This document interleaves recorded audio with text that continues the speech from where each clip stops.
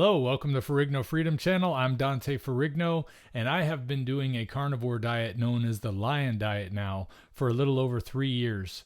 I started this way of eating to save myself because I had some medical issues that doctors had no answers for, and it has been truly life-changing. Not only did it help me deal with the problems that I wanted to deal with, but it has just reformed my life in so many ways. It's almost impossible to enumerate all the ways every time that I do a video without having the whole video be just about how this diet has changed things.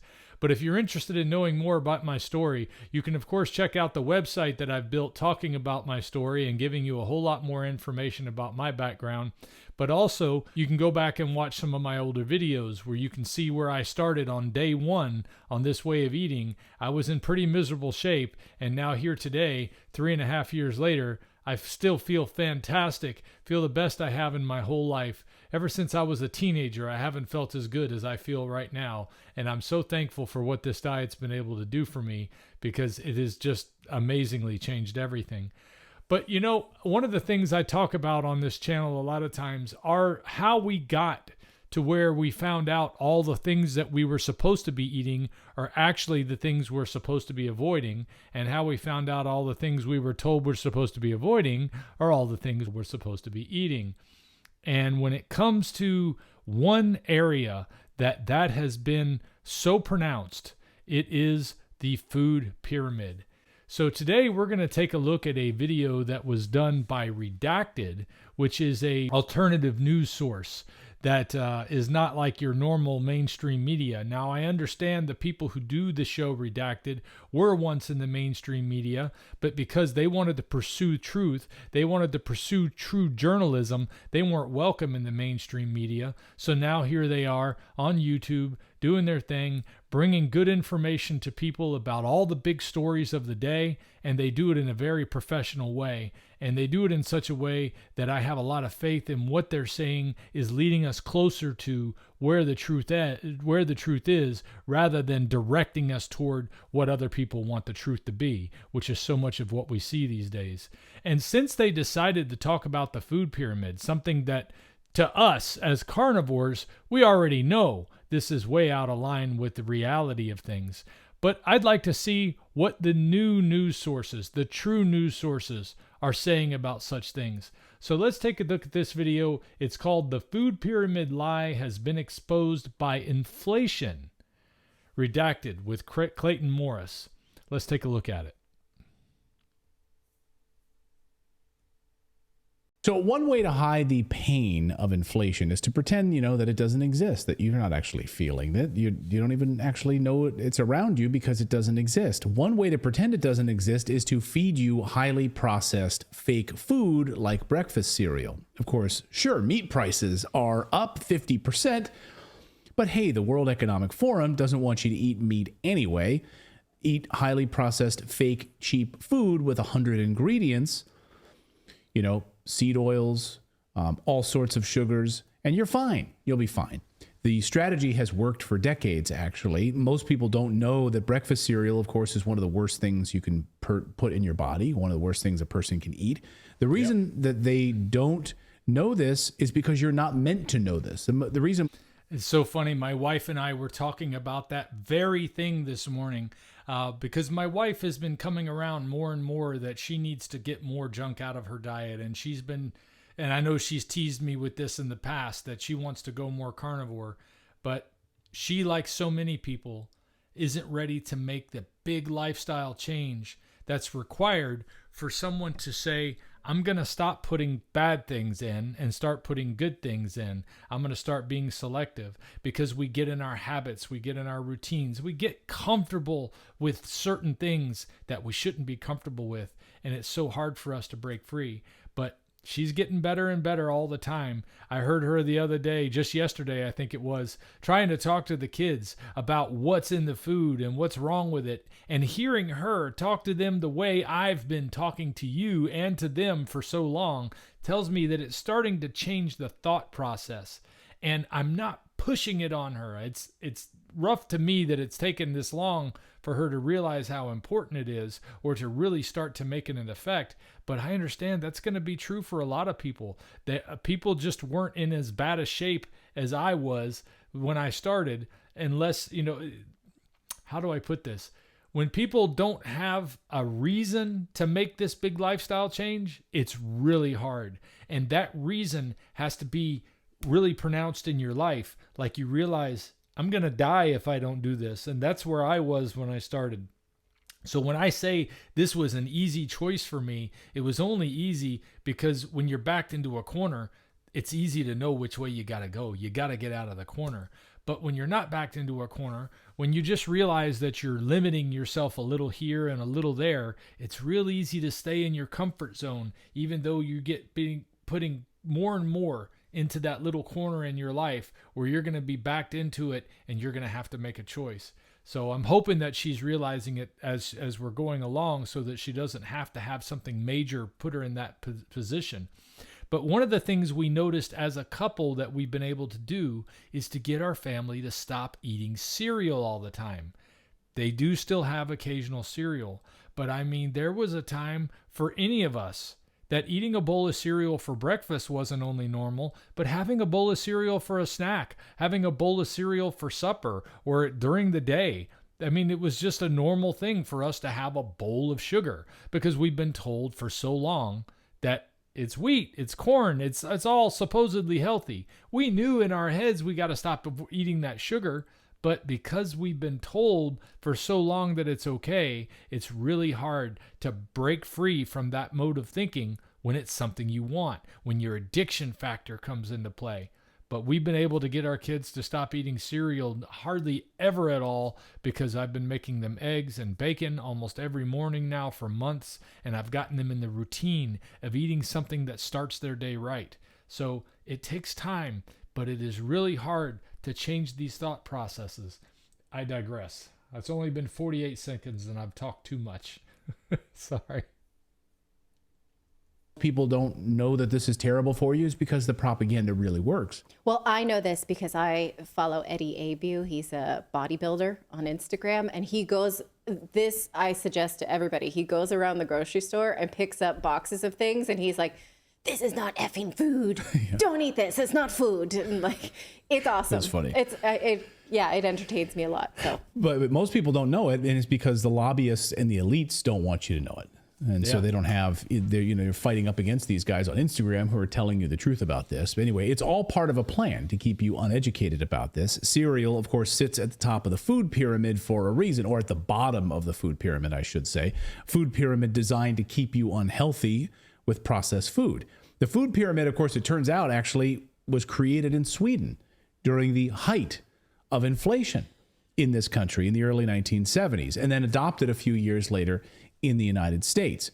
As researcher Brandon Smith points out in a great new piece called Cereal for the Peasants, How the Elites Use Skimflation to Control Our Eating Habits, he's talked about, the food pyramid is really a stroke of genius.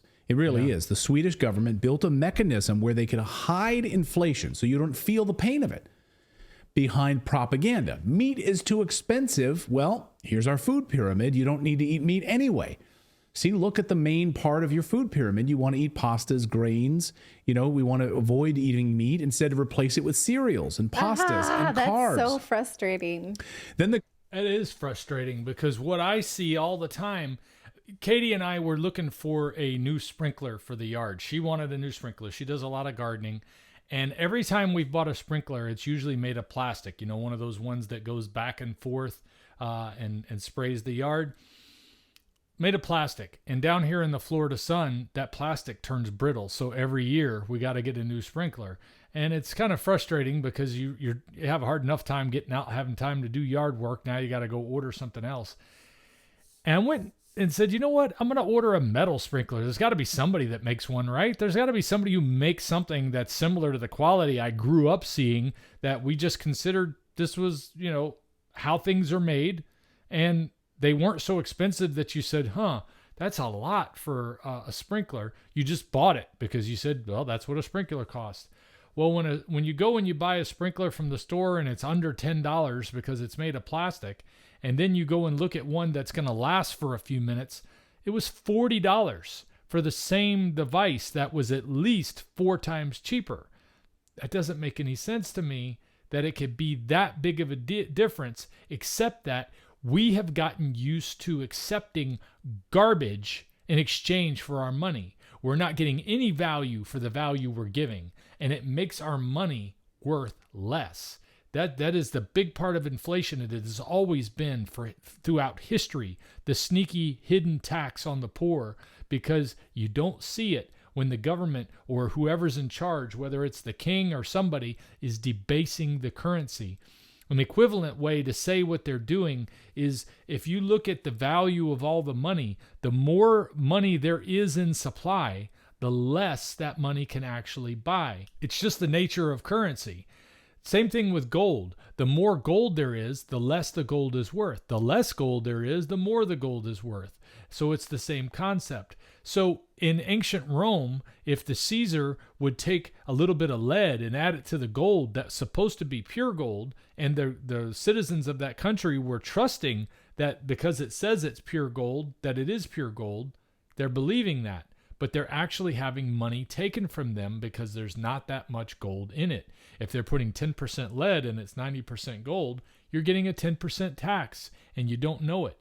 When they would find out things like this were going on in ancient times like this, the leader would be executed because they were stealing from the populace. They were stealing from everyone. Well, it's going on right now because we've just come to accept that our money is worth whatever they say it's worth. The problem is there was a time that $20 actually bought something. Now you can't even get a quarter of a tank in your truck if you have $20. It's amazing what we have come to accept as normal. And the way they've done it is they've given us cheaper goods and cheaper food to do that. I totally relate to this, and I assume some of you can too. Think about it that way. I know, exactly. And then the government provides lucrative subsidies, of course, to the cereal market, right? All of those cereal, like, can you put that back up on there, Philip, and just people could stare at this and just gawk at this? Because think about that, right? All of the subsidies we think about in our society sit at the bottom, right? All of the grains, all of the fake foods, all of the processing, that's where we get the government subsidies. So Sweden at the time billed these foods, of course, as cheap and nutritious. That's how they did it. They did this through propaganda. Of course, only one part was true. Yeah, they're cheap, but they're massively spiking your insulin. It could be a reason we have type 2 diabetes, explosion, and obesity epidemic. So in the 1970s, we saw the explosion of the processed food market. The giant grocery stores emerged. The decline of that butcher shop that you would walk to separately from your dairy and separately from your cheese shop. All of them separate, right? So now all in one big box grocery store. Not coincidentally, this was the decade, of course, when American food was driven right into the toilet in the 1970s. Inflation too hot, don't worry. We can fill your belly on low-cost pasta and cereals. Wash it down with a Dr. Pepper. Sure, you'll get fat and you'll go into a diabetic coma, but that's okay because the food pyramid tells us it's okay. Before lobbyists from the big processed food companies got their hands on America, the American family, of course, put meat, dairy at the center of their diets in the American household. Here's home grocery shopping in the 1950s. What do you notice from this video? While Julia's out doing the shopping. There are 5 big neighborhood markets within a couple of blocks of our house, and Julia spreads her shopping around, going where the prices are a lot less. That's one. Are lowest and the quality best. With 6 mouths to feed, food is a big item in our budget, and we have to make sure we get the most for our money. Every Saturday morning, Julia buys stuff for the entire week, so she takes her time and sees that everything she gets is fresh and good. The vegetables and fruits she buys from one store, her meat from another. We're all big meat eaters in our family, even little Jackie. That means she has to make sure there's plenty to go around. So do you notice sirloin steak, meats, eggs, dairy, and I'm really picking the meat as the centerpiece of our diet. Last year, Kelloggs, the cereal maker behind such quality products as Corn Flakes, Rice Krispies, and Eggos, lobbied Congress as they do every year. Millions they spend on lobbying Congress. They spent millions lobbying Congress, and they target certain bills that are before Congress, and they assign their names to these bills that they're lobbying on behalf of. They did about 8 of them last year, but here was one that stood out to me that they lobbied on behalf of. This is the Healthy Future Students and Earth Pilot Program, HR 4108. For instance, this bill that Kellogg lobbied for cited the Healthy Future Students Act as a bill that would provide 100% plant-based processed food for our kids in school. Yeah, all that plant-based processed cereals, processed grains, right in Kellogg's wheelhouse, of course. No meat, of course. There is a lot of data that plant-based milks are awful for children. I can bring that for you another time. Yeah, they're really awful. I mean, not just the plant-based foods, which are usually a conglomeration of hundreds of ingredients and highly, highly processed, but the milks especially are really terrible for children. So it's surprising you bring that up because this bill that I just brought up was first introduced back in 2021. They've been pushing this, Kellogg's has been pushing this bill for years, but speaking of like the milks and stuff, notice who else is on this lobbying list. Oatly, yeah. Oatly also throwing their money behind lobbying on behalf of this bill as well. That stuff is caca. Yeah. I tried that in my coffee and Anyway, it wasn't enough, of course, though, that Kellogg's ruined breakfast and took... I don't know who Oatly is, but I guess if it's something you put in your coffee, that might be why. Because even if I do have an occasional coffee, it's jet black. I don't put nothing else in it. So if you know who Oatly is, then I guess that's helpful information for you. But, you know, these are the companies who have been behind this from the beginning, go all the way back to Ansel Keys, you know, with the intervention of the Seventh-day Adventists, which Kellogg's was a big part of as well. It wasn't enough, of course, though, that Kellogg's ruined breakfast and took eggs and meat off the breakfast table and lobbied on behalf of cornflakes and advertising. You know, once the lobbying arms opened up in 1953 on a Supreme Court decision, of course, then it was all hell broke loose in the United States. But of course, it transformed the American breakfast. Convenience, right? Have your cornflakes first thing in the morning instead of meat and eggs and live a healthy life. No, now you're going to have this highly processed corn.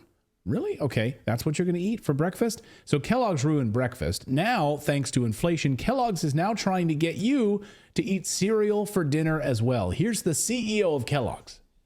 The cereal category has always been quite affordable, and it tends to be a great destination when consumers are under pressure. So some of the things that we're doing is first messaging. We got to reach the consumer where they are.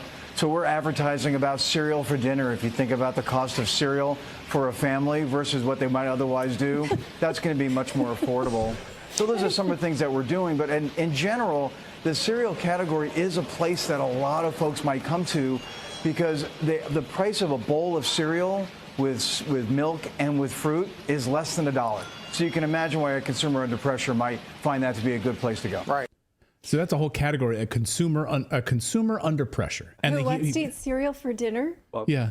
If I were to, I mean, my daughter doesn't eat cereal like for breakfast, but if I were to put cereal out for dinner, she would flat out murder me. That would be it. Like, that would be the end of me. Like, what the hell's happened? Okay, Dad? I want to tell you a funny story. Is my friends and I, this was in the early 2000s, we shared this email of like things we want in a boyfriend to get married when we were single. And one of the things that I put on the list is I don't like when people put like full boxes of things in the refrigerator. Like if you have a 6-pack of beer or something, like take the bottles out and put them in the refrigerator, that kind of thing. But one of my top line items was must not think cereal is an acceptable dinner. So I think that shows that person has not grown up. Yeah. I used to eat cereal all like at dinner. I was. Well, I did too in the Here's the 90s, thing. but because you're always hungry, because it spikes your insulin and you're hungry again later. But I'm a grown up. When I was in college, I had no money and I bought, again, this is the perfect, like you have no money food and it makes you more hungry. So you eat more of it and it's actually debilitating your body at the same time. Yep. So look, we've all been there, but I love that is literally a consumer category for Kellogg's, like the consumer under pressure. Like he brings it up multiple times. We're trying to get people to think of cereal for dinner. Oh yeah, and they are. And they're rolling out a full advertising campaign to get you as a consumer under pressure. Again, hiding inflation, because now inflation's not bothering you at all. Don't worry about it. You've got cereal. Here's Kellogg's new advertising campaign. Before we check out that advertising campaign, he's absolutely right. And the guy, the CEO for Kellogg's there, he's trying to find some reason to justify in his own head how I am going to pull this lie off on all the people. He's convinced himself that he's doing the right thing. He's got people around him convincing him that this is a good thing that he's doing, that he's being magnanimous and that he's helping people. This is self-deception at the worst level because he's deceived himself so that he can deceive us. It's just amazing the links that people will go to. I'm a people just like they are, so I know exactly what this nature is that's on the inside, to do the wrong thing, to take the shortcut, to say what's not true so that you can get ahead. And you keep doing that until you become the CEO of a company that makes its entire living telling everybody something that isn't true. And you're okay with that. You know, to me, it would just take somebody who has some kind of integrity to look at what they're actually doing and say, I can't make a living doing this. I can't make a living lying to people and offering people things that have no value, and I want their value, their money in exchange for that. That to me is just that's not something that I could operate and live within. But anyway, I'm making excuses for that guy. I shouldn't be doing that, except that he's a human being just like we are, and we still got to have a forgiving attitude toward that type of behavior. But at the same time, we've got to use judgment to say, he is not telling me the truth. I don't need to listen to this person. Yes, he's telling me a way that I can save a little bit of money right now, but he's not telling me how it's going to cause me to get unhealthy, to have to spend more money on doctor bills, to have to spend more money on snacks and junk visits every time I go to get gas, paying extra high prices at a convenience store for stuff that I've convinced myself is safe for me to eat. It conceals the fact that it's killing people to eat this garbage their entire life. It's making their lives less good. It's ruining their lives in a lot of ways.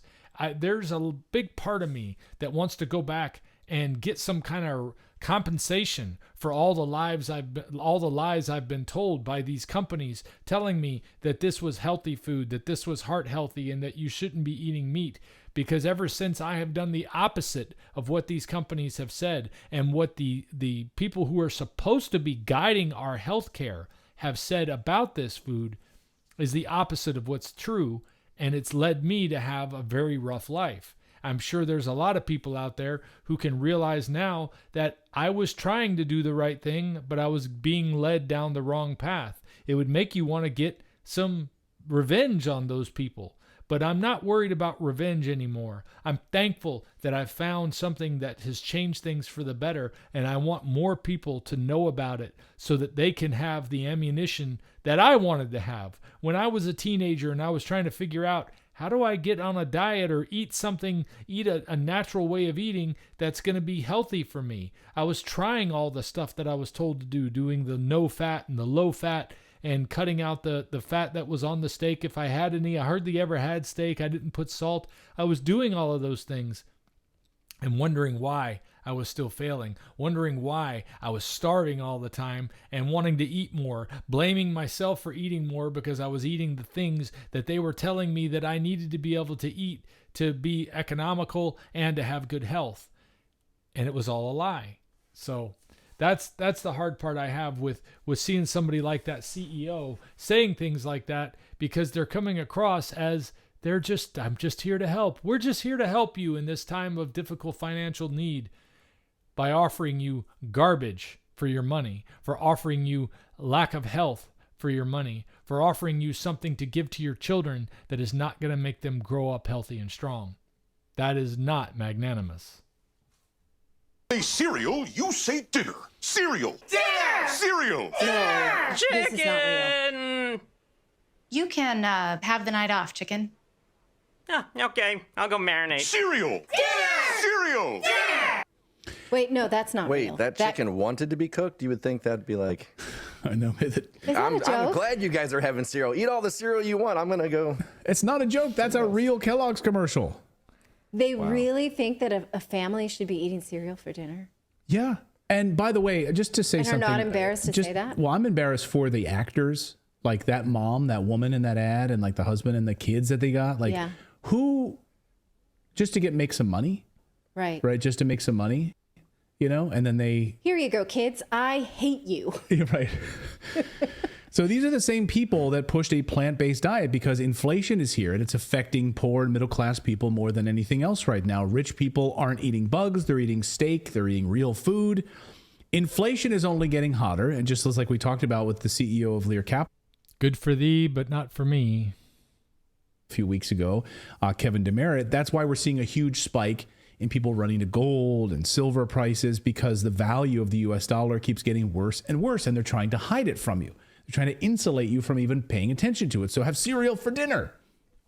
That's why when President Biden promotes eating chips during the Super Bowl and junk food, there's a reason behind it.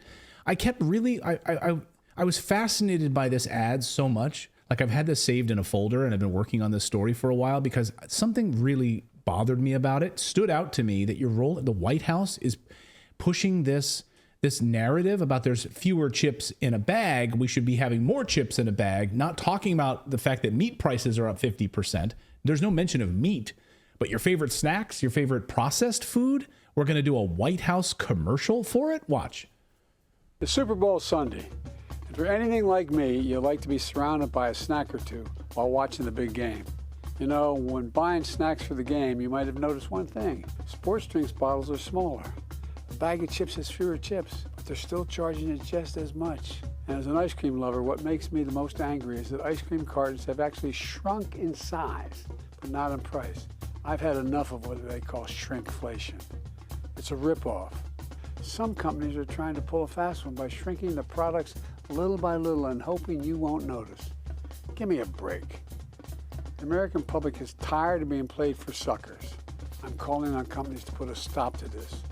Let's make sure businesses do the right thing now. Thanks for sticking up for America and our pain of the processed foods. Let us know your thoughts on this in the comments below. Did you see the trailer for the new Jerry Seinfeld directed Kellogg's versus Post movie that's coming out? No. Mm-hmm. Yeah, it's about cereal.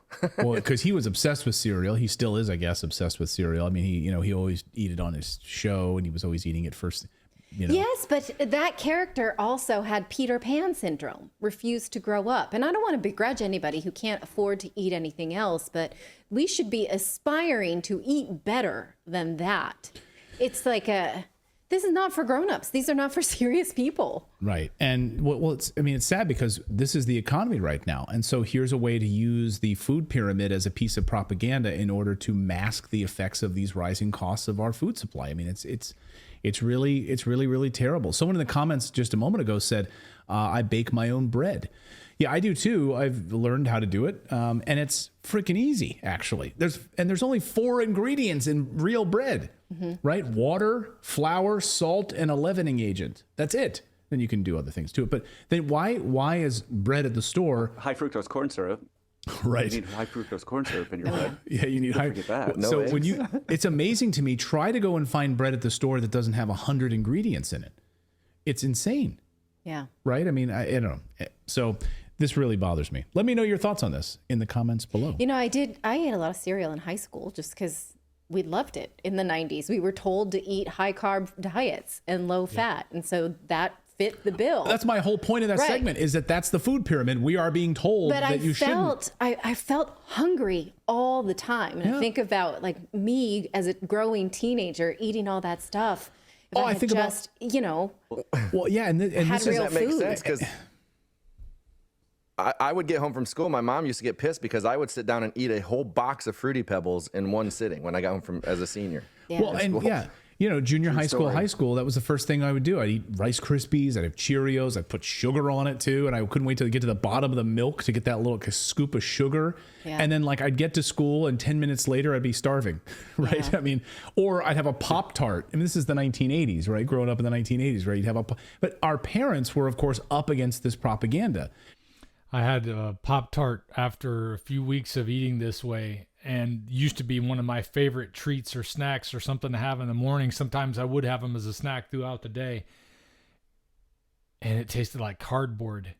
And I thought, why would I eat this? All I could taste was the flour and what tasted like cardboard particles. It was awful. And it was something that I used to consider a good snack. It was delicious. I knew it wasn't good for me. I let the sugar convince me that it actually tasted good. In retrospect, it tasted horrible. My body was used to eating something horrible and finding that attractive. And I think it's just simply because of addiction is what it comes down to, that sugar addiction that some people can have. And when you get exposed to it early and you're predisposed to be very addicted to it, it can be even worse. That's why there's such a difference in even people today. You'll see some people that stay skinny despite what they eat for a long time.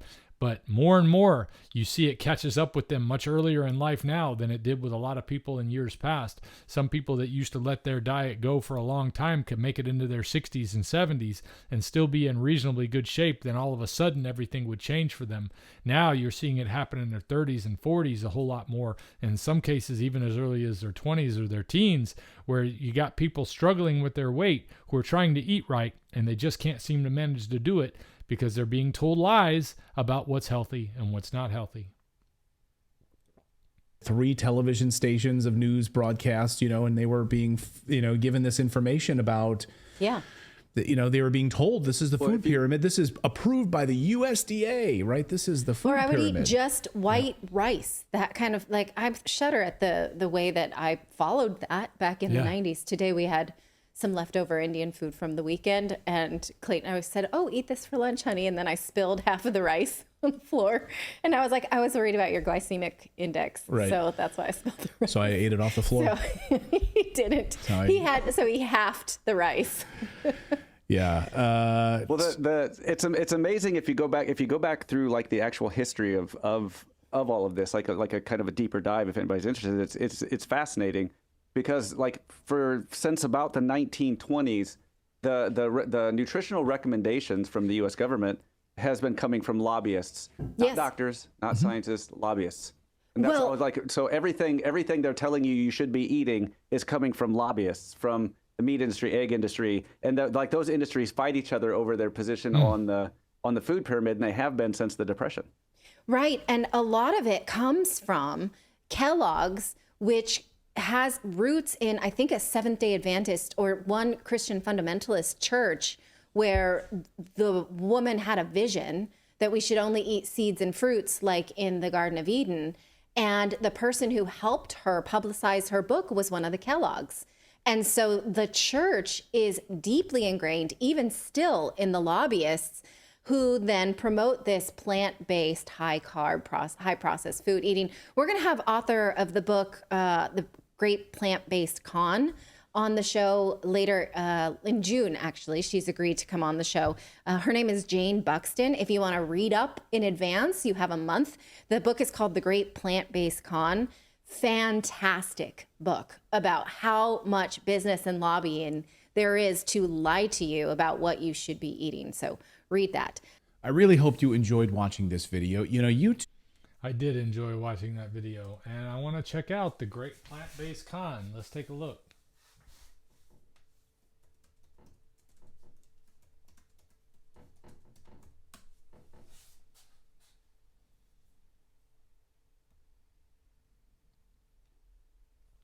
The Great Plant-Based Con by Jane Buxton, Jaynebuxton. We'll take a closer look at that. There you go. You can see her name spelled right there. Why eating a plants-only diet won't improve your health or save the planet. Sounds like a good one to check out. I'll put a link to that in the description. I'm going to add it to myself here. I like reading good books that go into detail on stuff like this, that illuminate for us what's been happening. Why is everybody so confused? Why do so many people have a problem with a carnivore way of eating? Why do so many people think they need fiber in their diet? Why do so many people make such a big deal about vitamin C? Why do so many people think that you have to eat things that don't have fat, that you have to avoid red meat to stay healthy? And yet, the only thing I have done in the past 40 months that has made my life as good as it is eat nothing but fat and red meat and drink water and eat salt, something else I've been told most of my life to avoid. The only part of my diet that still matches what anybody said to do is drink water. I drink at least 8 cups a day, if not more. So I drink plenty of water. That's the only thing they've told me all along that probably has any relevance to anything good. So it's frustrating. It's frustrating knowing that we've been told these lies for so long that the people around us are going to continue to pressure us with things that we know are lies now. It's that same concept of feeling like you broke out of the matrix and then you went back in to help people, and you know that they can't see what you can see, but you just want to be able to open their eyes to it. And that's why I keep coming back and making these videos. That's why I point out good news reporting like Redacted talking about the food pyramid here, because it's not just us in our little carnivore world that are talking about this. A lot of people are realizing what a big deal it is to eat healthy food, and what a lie we've been told by big food, big pharma, and government for so long. Government that has allowed these interests to buy their way in, to get influence, to purchase their authority that they're supposed to be using to protect and serve the people of their country. Instead, they're using that authority and that power to enrich themselves and enrich their friends, and they're making it look like they're doing something good for you. And they're not doing anything good for you. So that means you've got to start taking control of what you're putting into your body, and you've got to start being the example for those in your family if you want to see it have a difference in their lives. Just like I'm starting to see it have a difference in my family's life. Just the fact my wife and I were talking about this morning, how we don't eat any cereal anymore in the mornings. And I say we, I mean the kids and her don't eat a whole bunch of cereal in the mornings. That was a normal thing. I've gotten them finally where they're used to having bacon and eggs nearly every morning, so that they've starting off the day without a sugar load that's going to crash them very shortly later and leave them hungry. And it's starting to make a difference. It can make a difference in your life. It can make a difference in your family's life. But you've got to be in control of what you're putting in here. Because if you can't control what you're putting in your mouth, as a good friend once said on this channel, you can't control anything in your life. Anyway, that's all I got for this one, guys. Stick around for a quick message from my friends at Carnivore Bar, and I'll see you guys next time. If we pay extra, could we maybe get some grease or fat? The Carnivore Bar, compared to movie theater snack prices, it's no competition. With a tub of popcorn running you over $14, I'd much rather enjoy the salty, crunchy, meaty goodness of a Carnivore Bar any day, and I don't have to cheat to enjoy my night out. Carnivore Bar. Save 10 to 20% when you use my link in the description of this video.